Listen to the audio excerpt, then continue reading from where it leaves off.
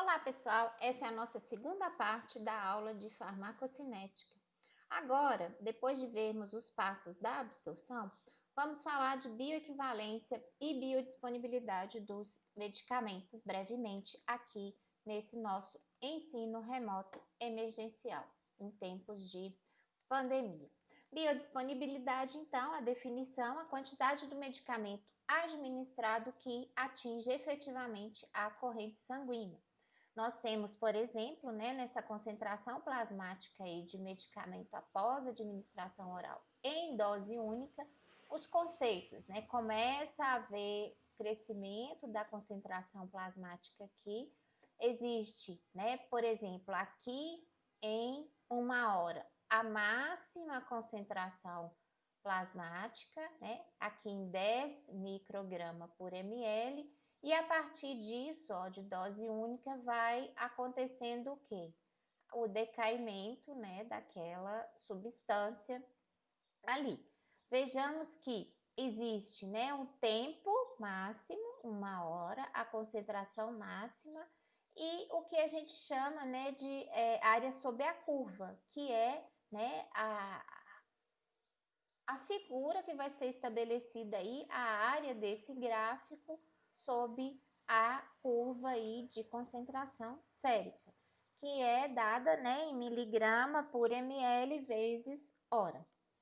Vejamos aqui, que, por exemplo, esse gráfico aí da ciclosporina após a dose, como há, variação aí, cada linha dessa é de um indivíduo, em que a gente pode, ter variações aí que nós precisamos o quê? Traçar, essa área aí sob a curva e avaliar qual que é o melhor, intervalo para a segunda dosagem.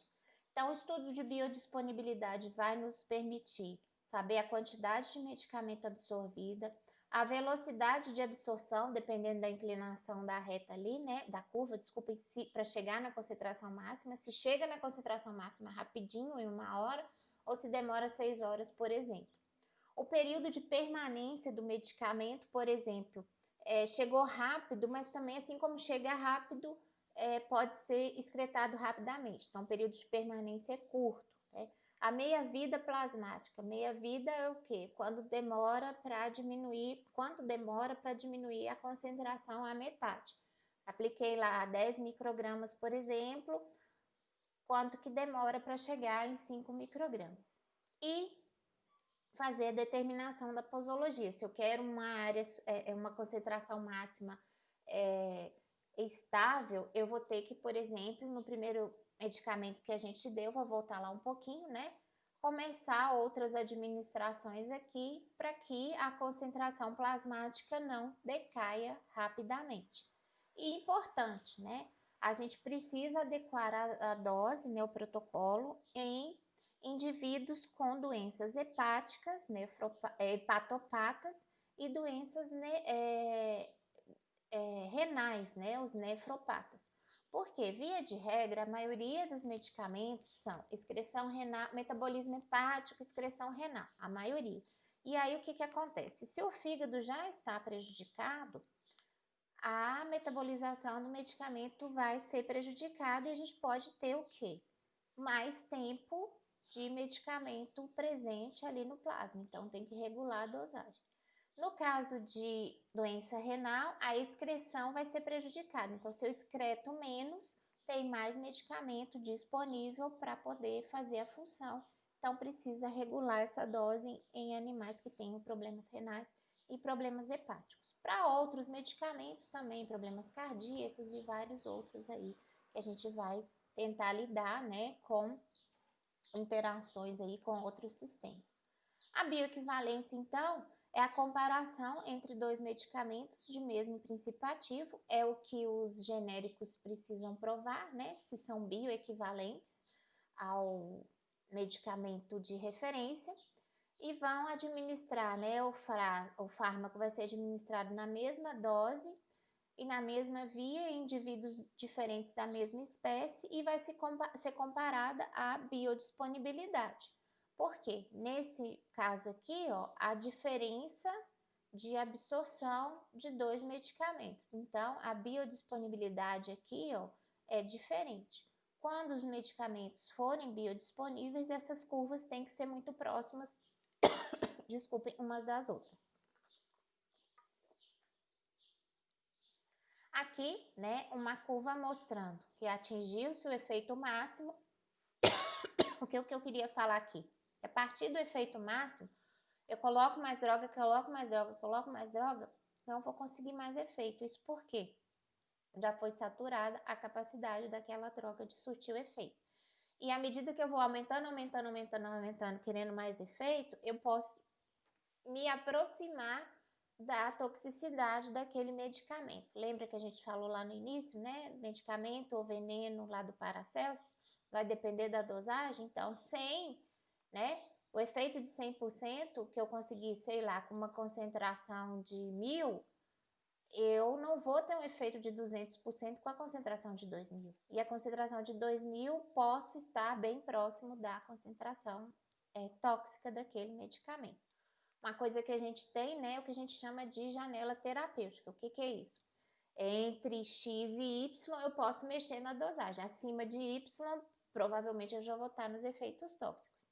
Então, é por isso que, igual a gente vai ver na aula de avaliação de bulas, tem escrito lá assim, alterações na posologia a critério do médico veterinário. Por quê? A gente sabe se pode duplicar a dose de um medicamento em que o laboratório mandou, por exemplo, uma concentração lá X, 10 ml por cada 100 kg de peso corporal. A gente que tem o conhecimento sabe se pode aumentar de 10 para 12, de 10 para 15, ou se não pode, não deve aumentar e não mexer naquela posologia. Aqui são as vias de administração, né, que podem se interferir com a biodisponibilidade, bioequivalência. Então, intravenoso, né, nós temos o tempo aqui, ó, né, a concentração do princípio ativo no sangue e o tempo aqui, né, no eixo X e no eixo Y, a concentração do princípio ativo no sangue. Vejam que intravenoso rapidamente atingida a concentração máxima no sangue e vai decaindo à medida do tempo também rapidamente. Intramuscular, que é essa segunda curva aqui, nós vamos ter o quê? Uma absorção mais lenta do que pela via intravenosa, porém mais rápida do que pela via subcutânea. Vejam aqui. E, né, nós vamos ter o quê? Também um decaimento da concentração no plasma mais lento. Na via intramuscular, nós vamos ter, ó, na via subcutânea, a terceira linha aqui, né? Então, já falamos intravenoso, intramuscular, subcutâneo. Subcutâneo vai demorar um pouco mais para ser absorvido do que intravenoso, mas vai se manter também por mais tempo. E na via oral, nós percebemos que há uma absorção mais lenta e uma manutenção, né, maior ao longo do tempo. O que a gente precisa pensar? Na segurança de cada uma dessas vias, né? Via oral bem mais segura, e aí a segurança vai diminuindo à medida que a gente vai para o intravenoso. Então, assim, erros de dosagem no intravenoso são bem complicados da gente trabalhar. As formas do fármaco encontradas no organismo após absorção, a gente já falou, né? A forma livre, que no plasma e ainda será absorvida, a forma ligada a proteínas plasmáticas, principalmente a albumina. Importante a gente lembrar que em animais com muitas carências ou excesso de verminose vão ter hipoalbuminemia, né? Baixa na concentração de albumina no sangue. Nós precisamos também verificar a posologia que estamos trabalhando, justamente porque se tem pouca albumina, tem mais droga livre, e mais droga livre pode representar risco, sim, de toxicidade para aquele animal. E ainda pensar, né, nos possíveis depósitos teciduais, igual a gente falou, a parte aí dos depósitos teciduais no tecido adiposo, nos ossos, né, nos dentes. E vamos começar agora a distribuir o nosso medicamento. absorvemos, vimos o que interfere na absorção e agora a distribuição desses medicamentos. Então, é o deslocamento do medicamento do sangue até o sítio de ação. E importante, né, que igual a gente falou, exemplificando lá no início, só a forma livre do fármaco vai ser distribuída para os tecidos. Então, a velocidade de distribuição, né, vai depender da vascularização do tecido, né? O medicamento do sangue é liberado para o tecido por difusão. E nós temos, né, os espaços para distribuição, o líquido extracelular no plasma, 4 a 5, dependendo da literatura que a gente pegar, né, 6% do peso corporal. O líquido intersticial, né, o líquido extracelular, 16%, o leque. E o líquido intracelular, líquido LIC, né, 35 a 40%. Além disso, nós temos os líquidos chamados transcelulares, né, líquido cefalorraquidiano, os humores intraoculares, líquido peritoneal e líquido pleural, com 2 a 5% desse espaço aí para distribuição, e o tecido adiposo até 20%, que é esse espaço para distribuição. Lembrando, né, que a gente tem sempre nesse equilíbrio aqui, mais ou menos esse equilíbrio, né, nós temos tecidos que são indiferentes, tecidos no organismo que podem ser ativos para inativar ou ativar o medicamento. Determinados medicamentos, depois que passam pelo metabolismo de primeira passagem no fígado, se tornam mais ativos do que outros que quando passam por metabolismo de primeira passagem no fígado por via oral, vão ter, né, após ser administrados por via oral, vão diminuir a sua atividade. Isso tudo lembrando que está com interface, né, ao sangue. Nós podemos ter tecidos que são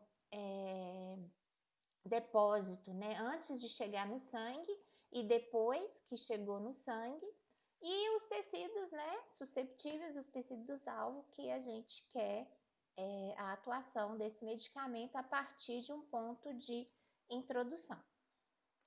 Então, a gente precisa lembrar de algumas formulazinhas aqui, né? O volume aparente de distribuição de medicamentos, a quantidade de líquido necessária para conter todo o medicamento no corpo na mesma concentração plasmática. VD, a dose administrada sobre concentração plasmática. Quando o medicamento ficar só no plasma, o volume de distribuição será igual ao volume do plasma. E quando o medicamento ficar no plasma e nos tecidos, o volume de distribuição será menor.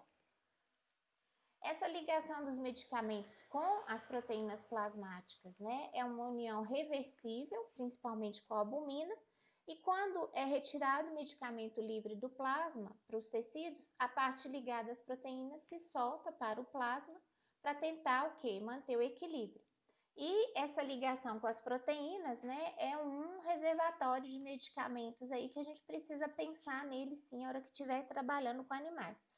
Igual eu disse, né, animais com hipoproteinemia, baixa de proteínas plasmáticas, e hipoalbuminemia, né, baixa de albumina plasmática, podem ter aumento de toxicidade, dependendo, às vezes, até mesmo com a dose terapêutica do medicamento. Então, é por isso que precisa do clínico ali avaliar, o médico veterinário, para saber qual que é a dosagem indicada para aquele animal que está num período, vamos dizer assim, mais suscetível à toxicidade, por ter hipoalbuminemia e hipoproteinemia. Nos tecidos, a acumulação em estoque muitas vezes pode não ser benéfica, que é o caso, né, da tetraciclina, que pode acumular nos dentes e ossos, e dos anestésicos no tecido adiposo, que eu já disse, né, que pode ter no tecido adiposo grande concentração de anestésicos em animais, né, com maior cobertura de gordura após cirurgia, o retorno à consciência seja mais lento e possa, inclusive, ter efeito anestésico rebote ali por conta dessa quantidade de anestésico que ficou depositado no tecido adiposo. Outros depósitos, né, podem alterar a toxicidade. Por exemplo, né, agentes tóxicos alguns deles ficam no tecido adiposo, como tecido de estoque, e, né, causa retenção nas gorduras e ainda outros degeneração neuronal. A gente precisa lembrar, né, que o tecido, sistema nervoso tem muitas membranas lipídicas e se acumula nos lipídios, vai acumular facilmente, né, no tecido nervoso e provocar problemas aí nervosos no ser humano e nos animais também. A meia-vida, eu já disse, né, o tempo necessário para que a concentração plasmática do medicamento seja reduzida à metade.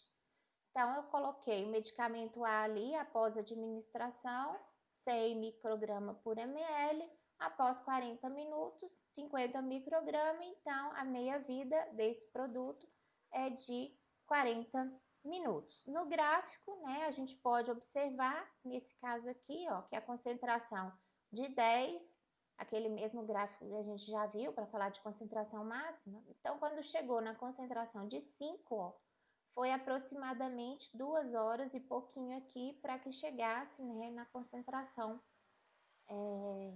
da metade, a meia-vida.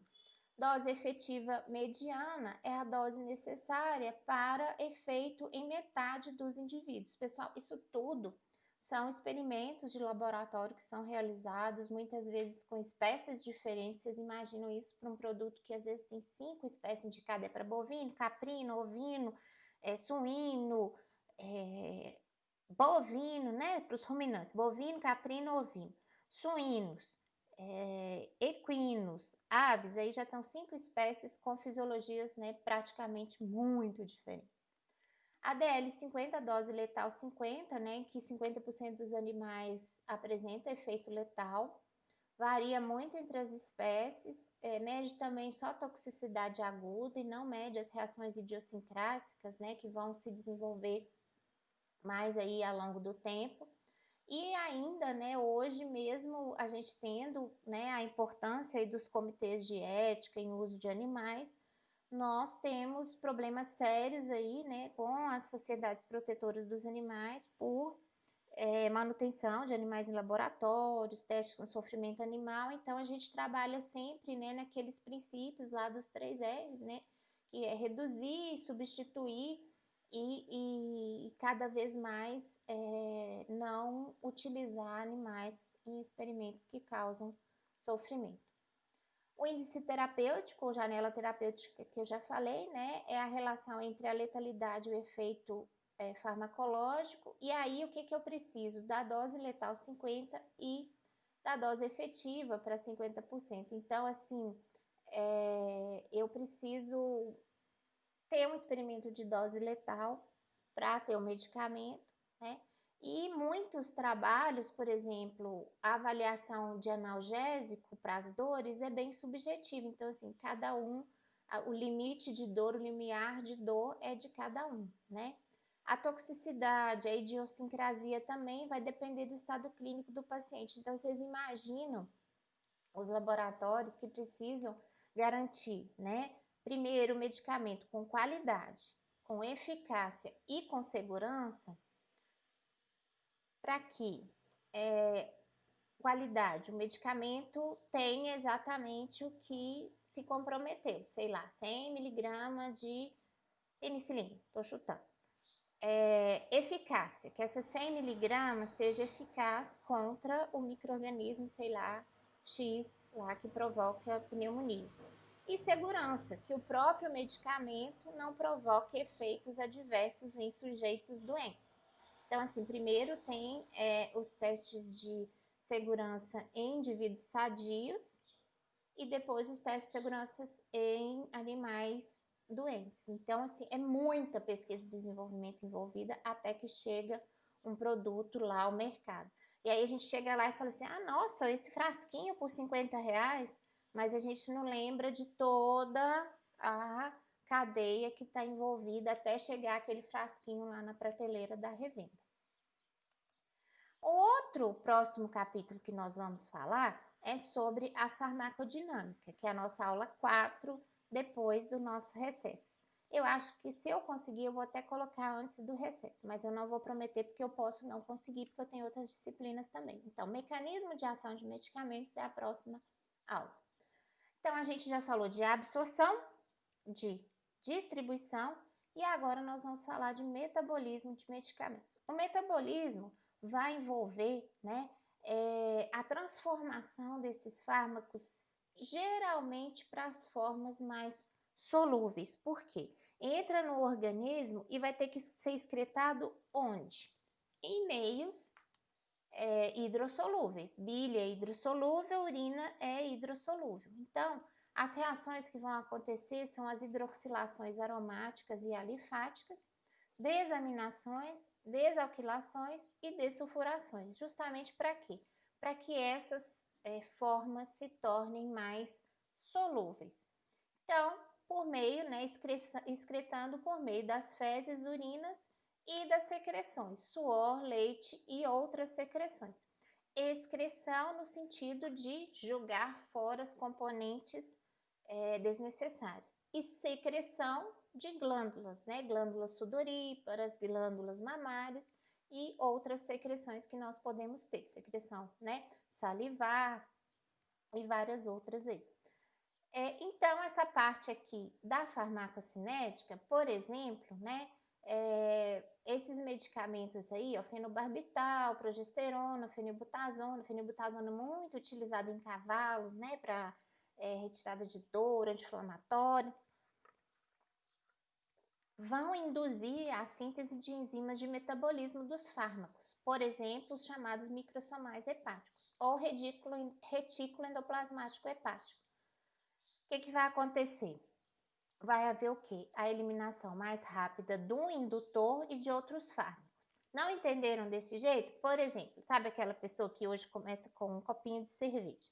Aí, um copinho de cerveja já começa a ficar de foguinho. Por quê? Porque o fígado não foi capaz de metabolizar o álcool daquilo, entrou na circulação, foi para o cérebro e já ficou zoadinho. Aí, daqui 2, 3 semanas, um copo já não vai ser mais suficiente. Então, vai ter que beber 2, 3 copos para que o quê? O álcool faça efeito. E assim por diante, infelizmente, né? Muitas vezes até chegar em casos, né, de vício mesmo, alcoolismo, que é doença que precisa ser tratada. Mas no caso do álcool, vai haver eliminação mais rápida do álcool e de possivelmente outros componentes ali que a pessoa vem ingerir, medicamentos, por exemplo. Agora, pode ser que esse metabolismo acelerado, não por eliminação mais rápida, seja por inativação. Inativação no medicamento vai diminuir o quê? A intensidade e a duração do efeito. Inibição no metabolismo, então, né? Os fármacos inibidores do metabolismo, um de outro, podem aumentar a atividade deste último até o nível tóxico. Por exemplo, né, a tolbutamida tem ação hiperglicêmica que aumenta quando se administra, né, sulfafenizol ou a besidroxicumarina conjuntamente. E cimetidina, né, um protetor gástrico aí, inibe o metabolismo de varfarina e diazepam. Por exemplo, a minha mãe é diabética do tipo 2, toma metformina. Toda vez que ela vai fazer uma cirurgia, né, utilização aí de anestésicos, de sedativos, os médicos suspendem, né, por 5 dias antes do procedimento, suspendem a metformina, controla a glicose, né, também por medições e por dieta mais rigorosa, para que ela sofra a cirurgia e 3, 4 dias depois da cirurgia já volta com medicamento de novo. Outros inibidores, né? O álcool, igual eu falei, de forma aguda, vai aumentar o metabolismo, vai aumentar a diurese. Cimetidina, eritromicina, os beta-bloqueadores, disulfiram e cloranfenicol. Lembrando, né, que cloranfenicol é proibido em animais de produção para consumo humano, existindo ainda algumas utilizações, né, de cloranfenicol, por exemplo, né, em colírios e outros aí para animais de pequeno porte. Lembrando, né, que nós vamos passar por esse metabolismo principalmente, né, via circulação porta ali no fígado. A circulação que vem lá dos intestinos, do estômago, passa toda, né, pelo fígado e vai, né, ser então distribuído. Quando a administração é intravenosa, vai diretamente aos tecidos. A administração sublingual em animais, pessoal, é complicada, é mais utilizada no ser humano, né? Porque não tem como a gente falar para o cachorrinho lá assim, fica com esse comprimidinho debaixo da língua que vai fazer mais efeito, vai chegar mais rápido na circulação, no coração. Isso acaba não acontecendo nos animais, então não se utiliza a via sublingual nos animais. Depois de passarmos por absorção, distribuição, metabolização, agora vamos jogar fora o medicamento do organismo, porque ele não pode ficar com efeito infinito no organismo. Então, a excreção é principalmente renal, igual a gente já falou, né, pela filtração glomerular aqui, e depois de ter sofrido as reações de metabolismo lá que a gente falou, para se tornar mais solúvel, vai ser excretado por via renal ou fecal. Via renal na urina e via fecal associado à bile saindo junto com as fezes. E por secreções, né, suor, saliva, lembrando, né, que nós temos animais transpiradores verdadeiros, né, como é o caso do equino, que transpira muito. Então, a gente precisa saber qual medicamento está utilizando também. E ainda, né, o leite, né, 87% do leite é água. Então, se está mais hidrossolúvel o medicamento, vai estar mais disponível também no leite. Então, assim, existem produtos que não podem ser utilizados em vacas de leite, são proibidos. Existem produtos que podem ser utilizados respeitando o período de carência, que é o seguinte, carência, né, após a última aplicação do medicamento. Então, eu trato, sei lá, por 5 dias, 1, 2, 3, 4, 5, período de tratamento, e tenho mais 3 dias de período de carência. Então, 6, 7, 8. O que acontece? Nós vamos ter que descartar o leite desse animal, não pode ser destinado ao consumo humano durante os 5 dias do tratamento e mais 3 dias. Então, por 8 dias, o leite desse animal não vai poder seguir para o consumo humano. Muitas vezes as pessoas confundem, né? E acham que período de carência está dentro do período de tratamento e não é isso. Período de tratamento são, sei lá, 3 dias, 5 dias e mais o período de carência, que a gente tem que explicar isso muito, deixar isso muito bem claro para o produtor, para que ele não, né, tenha penalizações, porque hoje, graças a Deus, já se tem o teste de antibióticos no leite, né, para que a gente saiba antes de colocar na linha de produção se aquele leite tem resíduo ou não de antibiótico. E se tiver, o produtor é penalizado, às vezes ele é penalizado inclusive não só pelo leite dele, mas pelo leite dos outros colegas da linha de produção que ele contaminou. Porque os caminhões a granel, né, pegam leite de diferentes produtores. Então, se um no meio deles está contaminado, pode ser que gere contaminação por resíduo de antimicrobiano, por exemplo, para todos os outros. Gostaria muito que tivesse esses, né, como rotina de outros medicamentos antiparasitários, por exemplo, né? Hoje já funciona no Brasil só de antibióticos, mas nós vamos chegar lá. A excreção, então, principal é urinária por via renal, né, a difusão, e que pode ser modificada por alterações no pH da urina. Por exemplo, né, o ácido salicílico e o fenobarbital, a excreção é mais rápida se o pH da urina é alto. Então, pH mais alcalino. Então, seria o caso dos ruminantes, né, que o pH da urina é um pouco mais alcalino. E as bases, né, anfetamina e quinidina, a excreção é maior se o pH urinário é baixo, se o pH é mais ácido. A urina de carnívoros, né, tem um pH mais ácido. E facilmente a gente pode alterar o pH da urina dando ao animal vitamina C, que acidifica a urina, é bem seguro trabalhar com vitamina C, e bicarbonato de sódio, né, que vai alcalinizar a urina. E aí nós podemos trabalhar com segurança também, bicarbonato de sódio, né, com as devidas proporções, é também seguro para utilizar como agente alcalinizante da urina. A excreção por via renal, né, por secreção tubular ativa, a possibilidade assim de um fármaco interagir com outro. Por exemplo, né, a probenecida favorece o efeito da penicilina, porque inibe competitivamente a secreção renal. Então, a gente vai ter doses, né, mais efetivas aí de penicilina se associada à probenecida. Lembrando que a gente precisa ver a condição urinária do animal. Se for nefropata ou se for cardiopata. Cardiopata também, e hepatopata nós precisamos trabalhar. Então, a gente vai deixar para vocês aí, como para casa, esse exercício. Calcule a quantidade de antiparasitário à base de ivermectina necessária para uma vaca de 850 quilos de peso corporal. Então, nós temos... Gente, sai tudo por regra de 3, tá? Não se assustem.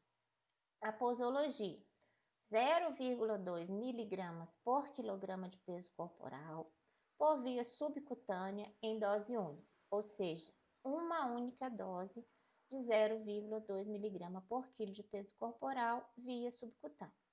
Só que eu tenho uma formulação, um medicamento, que me dá ivermectina a 1%.